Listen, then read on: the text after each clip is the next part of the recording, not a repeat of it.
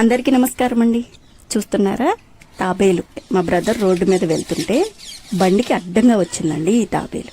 Night కదండి, కాలువల్లో వదిలిపెట్టడం కుదరలేదు, సో ఇంటికి తీసుకొచ్చాడు. నైట్ అంతా ఇంట్లోనే పెట్టుకున్నాము. మళ్ళీ మార్నింగ్ ఎక్కడైతే దొరికిందో అదే ప్లేస్కి తీసుకెళ్ళి అక్కడ కాలువలో సేఫ్టీగా వదిలిపెట్టేశాడు. చూడండి ఎలా చూస్తుందో. మనం ఏమైనా చేస్తామని భయం కదా. ఫస్ట్ అయితే చాలా భయం మనకే వేస్తుందండి పట్టుకోవటానికి. అంత పెద్ద తాబేలు ఒకేసారి పట్టుకోవాల్సి వచ్చింది.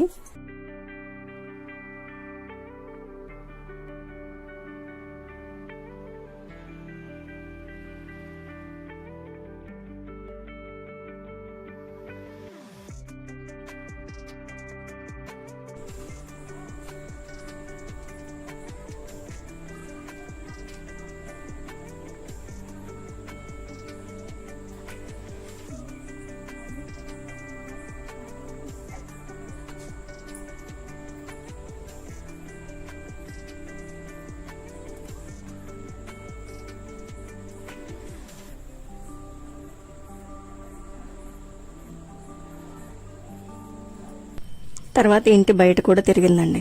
ఇంటి బయట అయితే మొక్కలోకి వెళ్ళి దాక్కుంటుంది. ఆ మొక్కల్లోనే తిరిగింది. ముక్కు మీద ఏదో పొల్లు ఉందండి. తీయటానికి భయం వేసింది కొంచెం, బట్ మనం చేయి వేసేసరికి ముడుచుకుపోయిద్ది. మెడ దగ్గర నుంచి తల చూసారా ఎంత లావుగా ఉందో. పెద్ద తాబేలు కదండి, ఎవరికైనా భయం వేస్తుంది. చాలా బలం కూడా ఉంటుందండి తన దగ్గర. మనం పట్టుకుంటే కాళ్ళకి గోర్లు ఉంటాయి, ఇట్లా బాగా బలంగా నెట్టేస్తుంది కూడా. నా లైఫ్లో ఇదే ఫస్ట్ టైం అండి ఇంత పెద్ద తాబేళ్ళని పట్టుకోవటం. మామూలుగా తాబేళ్ళని బయట చూశాను కానీ పట్టుకోవటం అయితే అస్సలు పట్టుకోలేదండి. పిల్లలైతే చాలా హ్యాపీ అండి, మా బ్రదర్ పిల్లలు. నైటు 8-9 ఆ టైంలో దొరికిందండి. నైట్ అంతా ఉంది. మార్నింగ్ మళ్ళీ 8 కల్లా బయటికి వెళ్ళిపోయింది కాలువలోకి. సో తను చేరాల్సిన స్థావరంలోకి తను చేరిపోయింది. ఏ ప్రాణి ఎక్కడ ఉండాలో అక్కడే ఉండాలండి, అప్పుడే సేఫ్టీగా హ్యాపీగా ఉంటుంది కదా. అలా మా ఇంటికి వచ్చిన కొత్త బంధువుని తిరిగి మళ్ళీ తన స్థావరానికి చేర్చామండి. మేమైతే చాలా హ్యాపీ. బట్ నా పెద్ద మేనల్లుడు ఉన్నాడండి, తెగ ఏడ్చాడు తాబేలు కావాలని చెప్పి.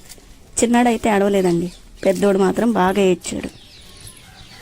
ఇలాంటి జీవులు ఎన్నో నైట్ రోడ్ల మీదకి వచ్చి బండ్ల కింద పడతాయండి.